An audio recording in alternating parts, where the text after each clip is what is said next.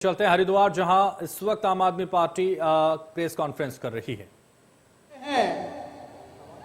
क्या उनमें से 98% लोग अपने एक बच्चे की पढ़ाई के ऊपर 8 से 10 हजार रुपया महीना खर्चने की ताकत रखते हैं? बताइए, नहीं रखते ना। हर परिवार में कम से कम 2 बच्चे तो होंगे ना। इसका मतलब 2 बच्चों को पढ़ाने के लिए, केवल पढ़ाने की बात कर रहा हूं, अभी खाने की बात नहीं कर रहा, बिजली पानी की बात नहीं कर रहा, मैं आने जाने की बात नहीं कर रहा, मैं इलाज की बात नहीं कर रहा, मैं केवल बच्चों की पढ़ाई की बात कर रहा हूं। तो 2 बच्चों की केवल पढ़ाई का खर्चा, जिस तेजी से सरकारी स्कूल बंद हो रहे हैं या सरकारी स्कूल कमजोर हो रहे हैं, जहां पढ़ाने के लिए टीचर नहीं है, पीने के लिए पानी की व्यवस्था नहीं है, स्कूल के अंदर बिजली नहीं है, टीचरों की संख्या बहुत कम है, पढ़ने का माहौल नहीं है, ऐसे सरकारी स्कूलों में जहां ये बच्चे पढ़ रहे हैं, आ जाने दो तभी शुरू कर लेंगे भाई। आ जाइए, महत्वपूर्ण चर्चा है, बीच में रह जाएगी फिर।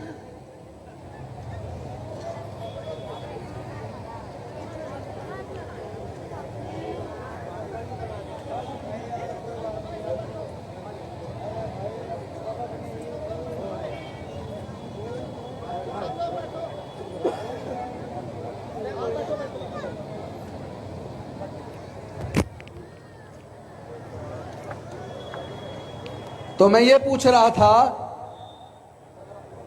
कि केवल 2 बच्चों की पढ़ाई का 1 महीने का खर्चा कम से कम 15 से 20 हजार रुपया है प्राइवेट स्कूल के अंदर। क्या ये बात सच नहीं है? तो क्या हमारे उत्तराखंड के तो छोड़ो, क्या पूरे देश के 98% लोग ऐसे हैं जो अपने बच्चों को प्राइवेट स्कूल के अंदर पढ़ाने का खर्चा उठा सकते हैं? नहीं उठा सकते ना।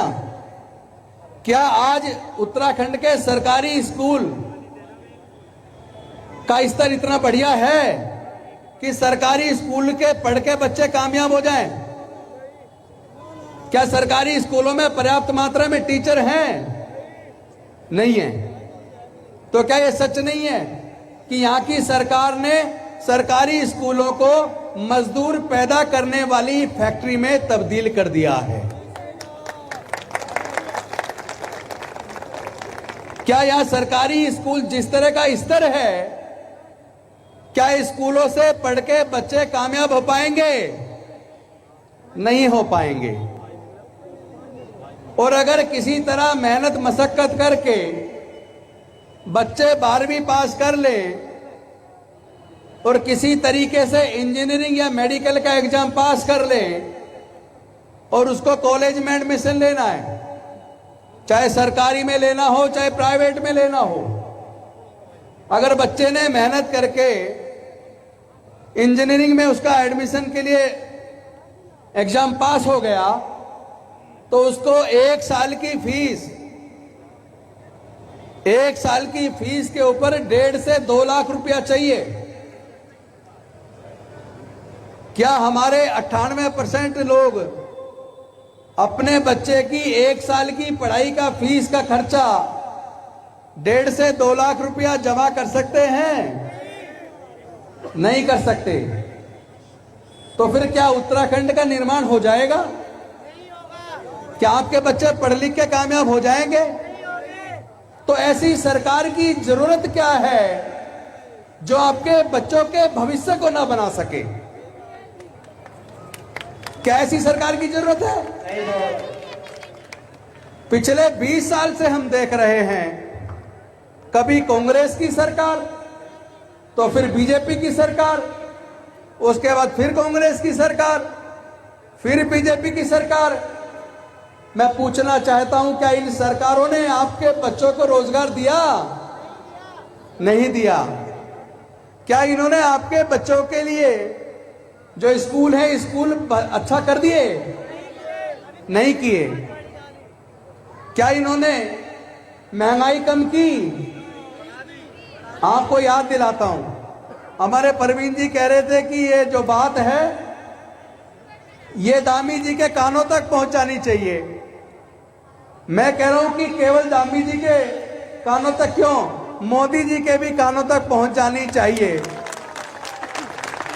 वो कौन था जिसने 2014 में कहा था बहुत हुई महंगाई की मार, अब की बार मोदी सरकार? कौन था वो? मोदी, यानी कि दामी जी का भी पिता। वो कौन था जिसने ये कहा था हर साल 2 करोड़ लोगों को रोजगार देंगे? कौन सी पार्टी थी वो? बीजेपी। और वो कौन था जिसने कहा था बहुत हुई महंगाई की मार, अब की बार मोदी सरकार? क्या महंगाई कम कर दी बीजेपी ने? तो जो सरकार ना महंगाई कम कर पाए, जो सरकार आपके बच्चों को सरकारी खर्चे पर पढ़ा ना पाए, जो सरकार आपका सरकारी खर्चे पे इलाज ना कर पाए, जो सरकार आपके बच्चों को रोजगार न दे पाए, क्या ऐसे सरकार की आपको जरूरत है? दोनों हाथ खड़े करके बताइए, क्या आपको ऐसे सरकार की जरूरत है? आपने बीजेपी को भी परख लिया या नहीं? आपने कांग्रेस को भी परख लिया, तो अब किसको परखना चाहोगे? देखो, चुनाव से पहले सब लोग वायदे करते हैं, सब पॉलिटिकल पार्टियों का घोषणा पत्र आता है। आप जितने बार भी आपने कांग्रेस को जिताया हो, उसके घोषणा पत्र निकाल के देख लेना चुनाव से पहले के। आपने जितने बार बीजेपी को जिताया हो, आप बीजेपी के घोषणा पत्र निकाल लेना, देख लेना, और उसके बाद देखना दोनों ने चुनाव से पहले जो वायदे जनता के साथ किए थे, उन्होंने अपने कितने वायदे पूरे किए। मैं आपसे पूछना चाहता हूं, चाहे कांग्रेस हो चाहे बीजेपी हो, जो चुनाव से पहले उन्होंने वायदे किए थे, क्या उन्होंने अपने वायदे पूरे किए? बताइए, किए या नहीं किए? हाथ उठा के बताइए, उन्होंने वायदे किए पूरे या नहीं किए? नहीं किए। और एक तरफ आप दिल्ली का आम आदमी पार्टी का घोषणा पत्र निकाल के 2015 का पढ़ लेना,